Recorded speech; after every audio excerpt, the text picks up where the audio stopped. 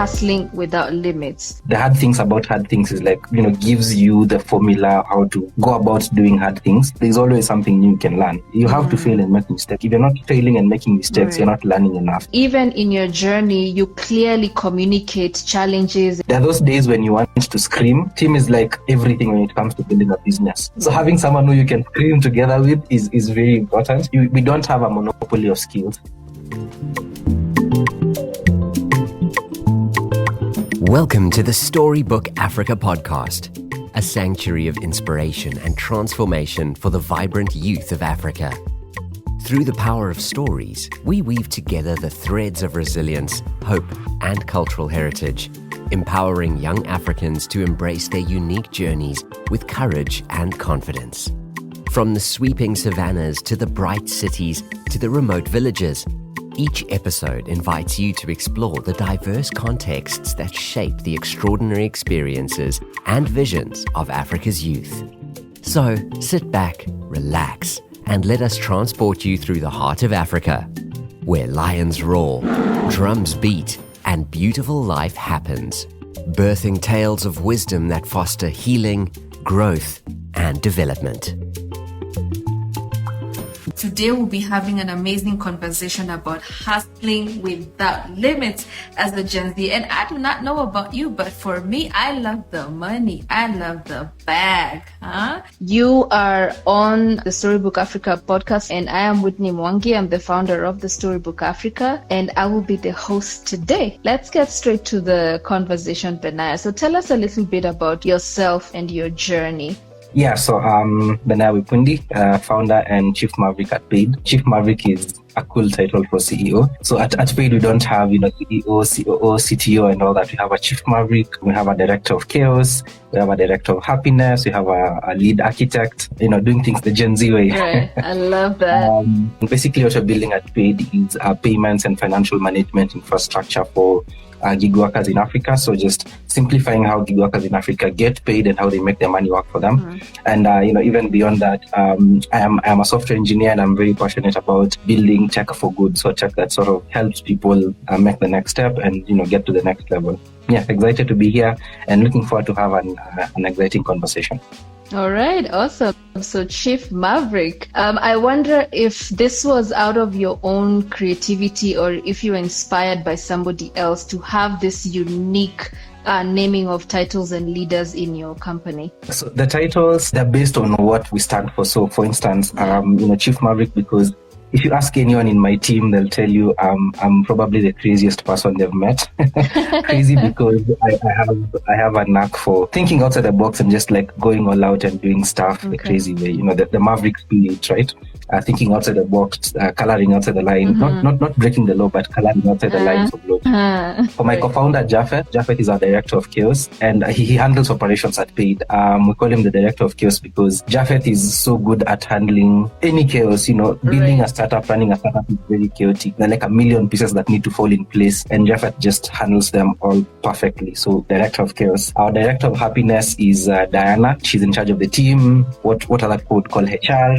She's in charge of people and strategy. She's also in charge of data. And Diana is always happy, even in like the hard times when I'm fuming, Japheth is fuming, Diana is smiling. So happiness with her. I love that. So guys, if you're just joining us, we are speaking to Benaiah Wepundi. He's the Chief Maverick at PayEd, and he's just talked about his team. And now we know that he's creative, and beyond that, he takes risks, right? Benaiah, currently at the Storybook Africa, we are focused on business and finance, and we are hosting speakers and entrepreneurs, young people who are helping the community to thrive in business and finance. What is a book maybe or a movie that you've maybe watched or read recently, or is your favorite one of each that inspires you in this area of business and finances?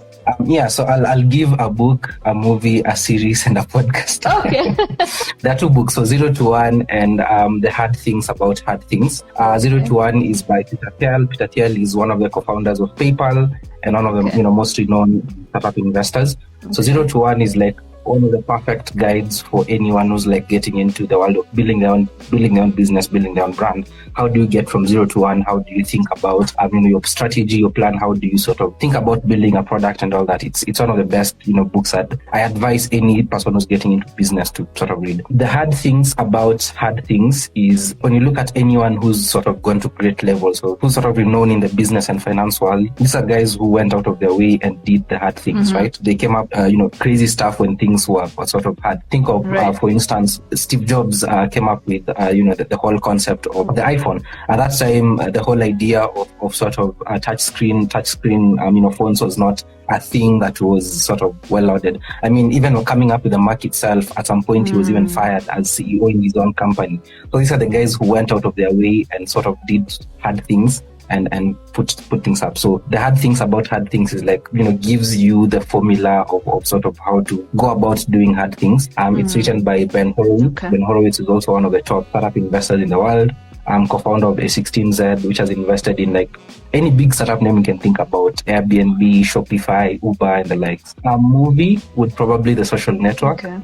Anybody who knows me knows I am a Mark Zuckerberg fanboy. From like a very young age, I don't say I idolize him, but he's like one of those guys I really look up to. Mark Zuckerberg started a company at 19 while at Harvard, in a Harvard dorm room. And 21 years later, he's still the CEO of that startup.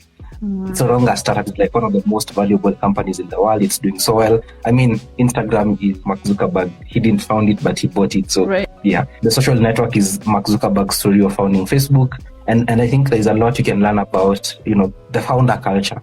I call it the founder culture because there's a state of mind you need to be in, as a founder to be able to do the hard things again. So it's a lovely movie, most recommended. A series would probably be that two, Silicon Valley and Super Pumped, The Battle for Uber. Silicon Valley is like a very exciting story of a bunch of developers who come together and they go and build this startup. They come across a lot of hurdles, how they overcome these hurdles. Besides being entertaining, it teaches you a lot about how to navigate, the world of business and finance. Super Pumped, The Battle for Uber is a story of how Travis Kalanick founded Uber, and then there were internal squabbles in Uber. Then he lost Uber to the board, and how he picked it up from there. So basically, I sort of read and watch a lot about the space I am in. When I feel like I can't get work done, I just look for The Social Network. It gives me the push I need to get up and get things going.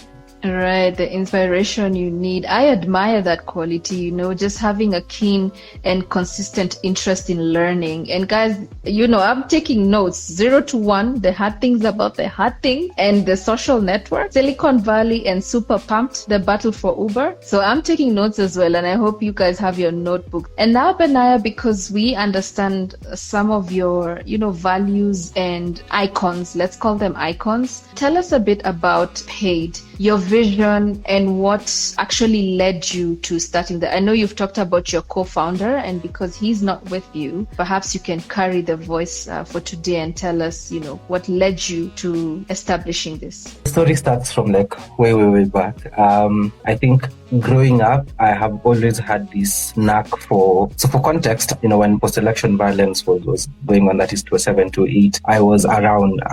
By around, I mean I saw it happen. Right. I saw a couple of homes, including our own bands. At that time, I was staying in Kebisho. Think of the past, we're just really hoping that it doesn't happen again. Yeah. But I was there, I saw it happen. So growing up, I sort of always had this urge to solve problems, right?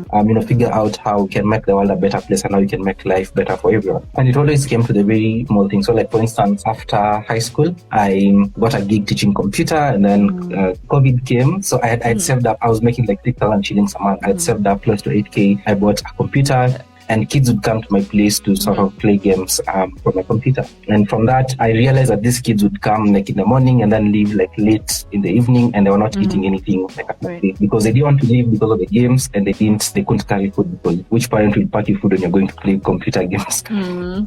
So I noticed a gap, and I went to my mom. My mom bought me a sack of Irish potatoes, and I started cooking bhajia. I think that was the first time I feel I solved a problem from a business perspective. Right. That was my first business. So I was making cash from these kids playing games on my computer, and from them buying bhajia for me. Then when I joined campus, I noticed that guys were coming to Nairobi to study, from upcountry, but they didn't know Nairobi, so they could find accommodation. So I, went out to figure out how then to help these guys, me included, find accommodation. So I built this platform where campus students could search and book for student accommodation, student-friendly accommodation on one platform. Eventually, that sort of grew to helping these rental owners manage their properties and manage their rent. And that was my first startup. So from identifying a problem with students finding accommodation to rental management, didn't quite work out because of founder market fit. We didn't really have domain knowledge in like real estate, which is a lesson, like a very important lesson when getting into business. Right. Try and understand your industry. And then so in the process of that, I was in law school at Square for like 2 years. Okay. Before I graduated early, I didn't drop out because of circumstances, and like that led me deep into tech. So I got into a couple of boot camps, and that is actually where I met Japheth. So through that process, I got into doing a lot of freelancing, right? Right from graphic design, web development, web design, some digital marketing. That is where I sort of met the problem of payments for freelancers. I noticed that receiving payments from outside the country for freelancers was very, very hectic. I won't mention the platform, but it is one platform that, arbitrarily locks guys' accounts. I still have like $600 locked there. KYC is a whole thing. It's not just one platform, it's like a group of platforms. If you're a freelancer, you know what I'm talking about. So I'm nodding passionately because I feel you. I know. That was like the first problem. Mm-hmm. Second problem that we noticed was the fact that income from freelancing is very unstructured, right? You don't know when your next gig is coming in or when your next payment is coming in. Mm-hmm. So that makes it really hard for you to think about budgeting, saving, investing, and just generally making your income work for you.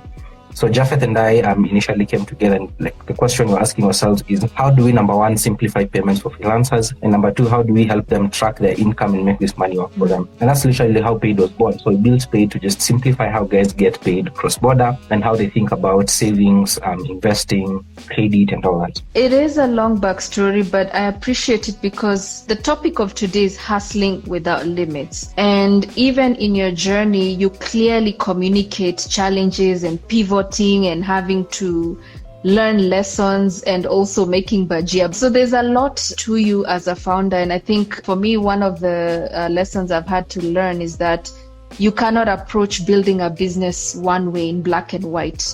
You have to be ready to be a leader and sometimes to be a student. And we see a lot of that in your story. Don't you just love stories? Stories shape how we understand the world, our place in it, and our ability to change it. We are all products of our backgrounds, perceptions, and experiences, which form how we interpret the world. So we all have unique stories to share. You too can inspire the world with your story. The Storybook Africa accepts stories under 3 categories all year round: Young and on Fire, Note to Younger Self, and Dear Diary.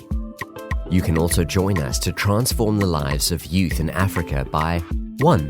Participating in youth empowerment projects we run, through which we partner with businesses owned by young Africans to host events, run campaigns, or award grants for business expansion. 2. Submitting or buying a digital product from our e-shop, which is a hub of amazing items that can support the community's healing, growth, and development journey crafted by young Africans. Excited to partner with us? Visit our website today for more information: www.thestorybook.whitneymwangi.com. But then to just pick up from where you left, please take us through the model. I'd like to understand, do you have vendors and also people who pay? How exactly does Paid work? Yeah, so how we've built Paid is majorly centered on the freelancer.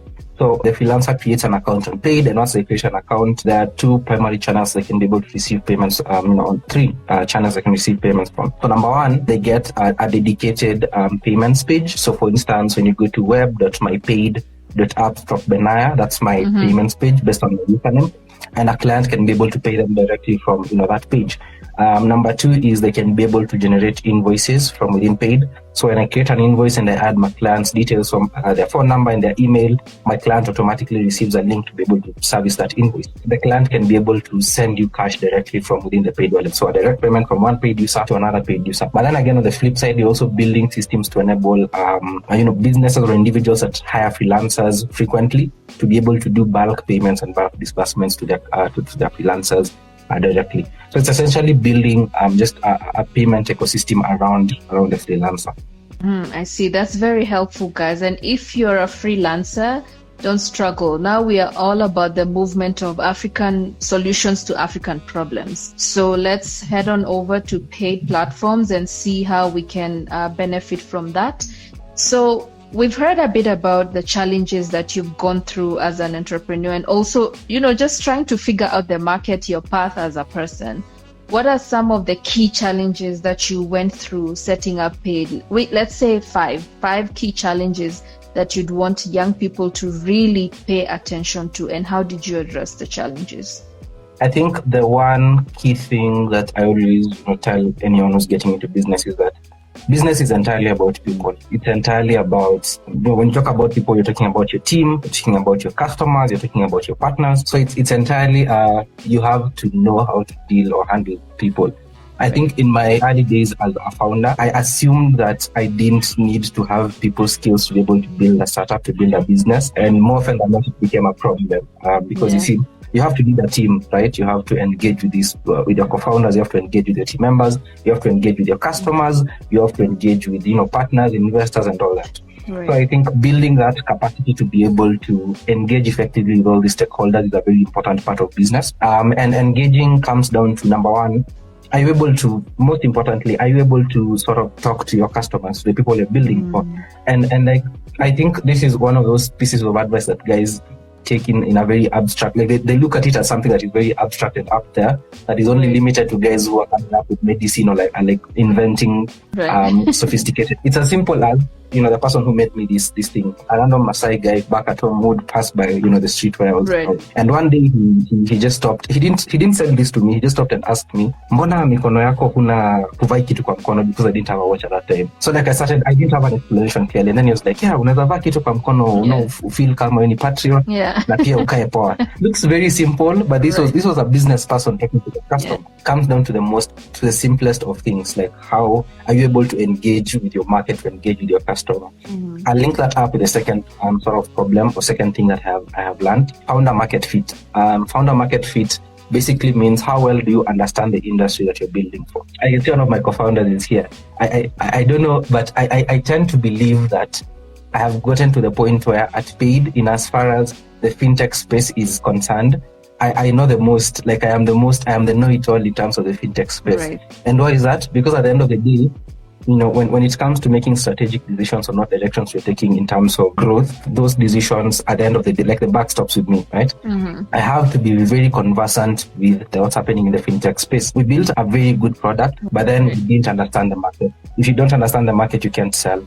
It's for instance, I can't just wake up today and decide I'm building software for doctors. I don't know anything about how doctors operate. Right. So it then makes it very hard for me to understand where I don't wear the shoes, so I don't know where it pinches, right? For starters. And number two, I'm not a cobbler, so I can't fix the shoe.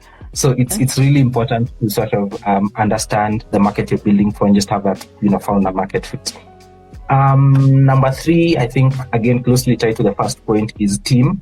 Team is like everything when it comes to building a business. As much as it's very possible for you to be a solopreneur and just start your own thing, build it, run it, there are those days when you want to scream and you have no one to scream to, and it's just you alone. So having someone who you can scream together with is very important. But even beyond that, we don't have a monopoly of skills. When it comes to chaos, I am not the best person at handling chaos.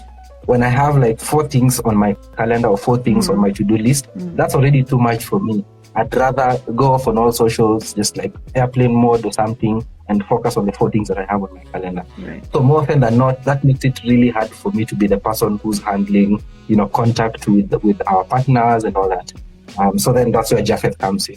I'm still not the best person when it comes to sort of handling interpersonal relationships, especially when I'm handling people one-on-one, right? And that's where our director of happiness comes in. She's able to make sure that everyone in the team is happy, which I am not. I am good at making sure that everyone in the team is working. So she's good at making sure everyone in the team is happy. So, so putting together a team that sort of complements you and a team that you can sort of work with well to deliver the vision and believe in the vision together with you is very important. Okay. Leads me to the next point. Okay. Having a vision, right? Business, people look at it in the sense that only somebody who's like building a startup and like, next level stuff needs to have a vision. It comes down to, running a cereal store, you're selling cereals, or you have a shop. What's the next thing after you've gotten your profits to a certain level? What's the next thing after that? Do you want to remain a shopkeeper forever? Do you want this to grow into a supermarket? Do you want this to grow into like, a chain of other shops? So having a vision is like very, very important in business. And I think a lot of people get into business has been made to be as simple as, I have this thing, I sell it to someone, they give me money, I make profit, we move on. I feel like it's more than that, right? Yes. There's a growth aspect to business that is very important, because when you have a vision, when you have something you're working towards, then it gives you that motivation gives you that drive, that push that you need to keep going. Business is hard. If you don't have motivation, you will give up, right? Right. So motivation is super important. What else? Learning. But learning early and learning often is like super important in business. It's a continuous process of learning, because every single day something new is coming, right? I'll give you an example of, we recently were in the process of launching a tool to enable guys to be able to receive payments by stable coins. Crypto is not, it's one of those things that is still like a gray area. Like guys are yet to fully understand what this space is. But then, if you were to sit back and say that we don't know what this shit is and we don't want to learn what this thing is, we would probably miss out on, because stable coins have a lot of benefits, for instance, like sending money from the US to Kenya is instant with stable coins. Transaction fees are like 0.00001%. It's like next level stuff. If we sit back and say we don't want to involve ourselves in this, we miss the opportunity to innovate or to learn first. But then, we embrace anything new that comes and we learn how it works, we figure out how this can fit into our ecosystem. So continuous learning is very important for business. Never stop learning, even if you've gotten to your apex. Continue, like there's always something new you can learn. And lastly, failing and making mistakes. Like you have to fail and make mistakes. If you're not making mistakes, you're not failing. Right. Something is definitely wrong. Like if you're not failing and making mistakes, you're not learning enough. Right. So again, another sort of saying I go by is fail fast, fail forward. Make mistakes, because that is how you sort of learn, pick up the way from that. With regards to firing, go ahead and take it on. I have fired people before, and I think it honestly, for me, by the time I come to the point where I have to fire someone, it's either because they're not fitting in well with the team, so meaning they're causing friction with the rest of the team. And as I said, people are a very important part of business. Or number two, they've lost touch with the vision, because again, if you're not connected to the vision, then it's vanity, right? You're just doing stuff because you can. But again, I don't handle firing at paid, because we have a direction of happiness. Rather, get fired by someone who's smiling. I see what you did there. So it's a yes, you fired people, but you did not do it directly. Someone else handled it who would do it without. So I like the points that you've presented to us. So you've answered two questions of mine in one, because I was curious about some of the challenges that you faced at Paid, establishing it, and how you address them. But then my next question was going to be, how do you stay ahead of the curve in a sector that is moving fast forward? But you've talked about putting people first, here, listening to them, having conversations with your community, getting to understand your market, and then, innovating for that market as well. Your team, understanding what it is that you need and the people who should be part of that and how they can support that. And also continuous learning. So one thing that you've not directly talked about, but I picked up on it, I think is an aspect of humility. Because you talk a lot about understanding your own strengths and knowing where you're not strong and allowing other people to do that. Something else that I see a lot of founders doing is they try to hog or hoard all the power and the accolades and, the credit. But we hear from you sharing with your team, and it's evident, it's reflected in even their representation on this live. They are on here to support you and etc. And I think this is admirable, because we don't see that in a lot of organizations, especially where there's, younger people who don't have as much experience. That's great. And I wonder if there's more that you would share with young people regarding building a business and maintaining it. You've talked about innovating, thinking about your future, the vision, which I believe is very important. So anything else you believe the youth should really pay attention to if they want to build a business that outlasts their own generation? Two things that I have not been sort of, like, it's not conventional advice you get from guys who talk about building business, right, or stuff you won't hear. business is 100% about money. Business is making money, right? It's about where is the revenue coming from, what are your expenses, and what are the costs, and what is the profit from that. Why am I saying like business is about money? Two primary reasons. Number one, financial discipline and just being able to track and know where the money is coming from and where the money is going is like very, very important when it comes to business. I'll give a very good example. You sell stuff. Let me use an example of someone who sells stuff online. You have an IG store and you sell clothes on your IG store. Your preferred payment method is your own M-Pesa. So when you sell a piece of cloth, the cash comes to your M-Pesa. When you go to transact, you're buying food and doing all these things, you're using the same M-Pesa. So at the end of the day, if you don't have an accurate record of where your money is coming in, and by the way, if you're doing that, please start using paid. If you don't have an accurate record of, this is the stock that I had, this is how much I sold, this is where the money is, these are my expenses, these are my costs, this is the percentage I am paying myself with, this is the percentage I'm reinvesting back to the business. It doesn't look very serious. It looks like all I need to do is get money, pay my bills and all that. But down the line, you realize that this business will not grow because it's all about, you're literally living from hand to mouth, but you're not poor. Understanding where and having an accurate record and separating where your money is coming from, where it's going, and what your costs and expenses are is like basic stuff. You don't really need an accountant to be able to do that. You honestly don't. It can even be as simple as you have an Excel sheet where in this Excel sheet I put a service I offered. Say I'm a web developer.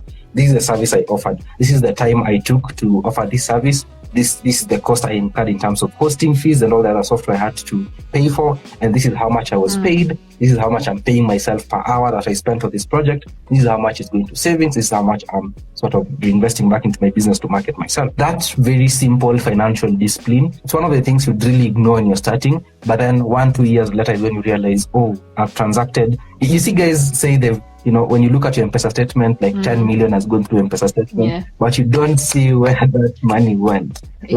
That's the math is not mathing. Exactly. Exactly. And I mean, as much as the economy is bad because of Ruto, we also have to sort of protect our own. So that is part of you protecting your business and building your business for growth. Just numbers is very, very important. And I think another thing is just love the stuff that you do. Just love whatever it is you're getting into building. Just love that more than anyone else. Let it be that one thing that can keep you up at night. Let it be that one thing that you can sacrifice anything for. Don't just get into business because it can work. Get into business because you love what you're doing. It saves you a lot of stress because there are days I wake up and I'm like, I honestly don't want to do anything. I just want to stay in my bed, put on Netflix and just watch the whole day. But then I remember I got into building paid because I actually love building for this space, and I get up and I get stuff done. Wow, thank you so much. So I hear you and I agree with what you're saying. And while you talk about loving what you do and you also talk about the numbers, I also hear you talking about values such as discipline. I've taken out integrity out of that. I think authenticity also. If you've committed yourself to a certain vision, you pursue it. This is what I'm going out to do. This is the impact I hope to achieve. And also monitoring that impact, because some of us, we have visions, but we don't monitor, so we don't really know what's really going on. So I like that. I value that. Thank you so much for sharing your insights. I'm going to take questions from the audience. We have a question from Afriquo. Is there a difference between a startup and a business, or a startup and a company? There umetuchanganya kidogo, but I think we understand the question. Interesting question. So I think bottom line is whether it's a startup, it's a business, it's a company, whatever term you use, it's a business. That's bottom line. They're all businesses. Businesses in the sense that there's something you're selling, be it a service or a product, and there's someone who's paying for that service or product, and there's a markup you're making on the service or product that you're selling, or there's an economy of scale that you built around the product or service that you're selling. That's bottom line, baseline, whether it's an online IG shop or it's a tech startup. A company is just a legal setup for doing business, right? That's the simplest way to explain it. And then a startup is a high growth business. So a startup is a business that can scale fast, grow fast, and achieve, when you think of a shop is based on a local, right? It's limited to a local. But paid is built from the core, is built to be something global from the core, right? So a startup is just a fast growth business, a business that can grow fast and impact, many people, reach many people. But again, bottom line, they're all just businesses. It's all about product, value, service, make money, make profit, keep it, grow. Right, great. Thank you, Africo, for that question. I hope Benaiah tackled it like a boss. So we don't have any more questions, but I can see your fans and friends happy here. Can't wait to catch up with those recommendations from Mutheo. Africo says the social network is so good. So that's awesome. Benaiah, tell the people where they can find you and how they can reach you. You can find me anywhere on socials. I'm I think on all social media platforms almost. You can find me on IG at its_Benaiah, just very top. Okay. On Twitter, I just search for Money and Vibes, or at B3N Paid. On LinkedIn, I am Benaiah Wepundi. On Facebook, just search for Wepundi. I'm definitely one of the Wepundis there. Wepundis, I hope we'll see your face at least. One of the Yes, my face is the verified one though. Just the verified Wepundi is me. You can also find me on my blog. I'll share a link in the chat. I just share some of my random thoughts on startups and business and just being a young guy in Africa. All right. And you can also check out paidhq.com to learn more about what we're building at Paid and why we are the future. All right. Thank you so much. It's been quite a pleasure to meet you for the first time and have this conversation with you. I believe that those who've joined us today, they were equally as thrilled to hear from you. So all the best. Despite everything that's happening in Nairobi now, and we wish you, greatness and abundance. Thank you very much. It was a pleasure being here, and looking forward to engaging further. All right, guys, you've heard from Benaiah where you can find him. Please go follow him and engage with him. He's dropped the link to some of his random thoughts, as he calls them. So be sure to check that out, and let's stay in touch. So that's our story. What's yours? Be sure to connect with us on social media at The Storybook Africa on Facebook, LinkedIn, and YouTube, or at The Storybook_AF on Instagram and X. Subscribe to the Storybook Africa podcast today on Spotify and Apple Podcasts. Until we meet again, keep writing your own story, and may it be a testament to your limitless potential. Hakuna Matata for now, and remember, your story matters.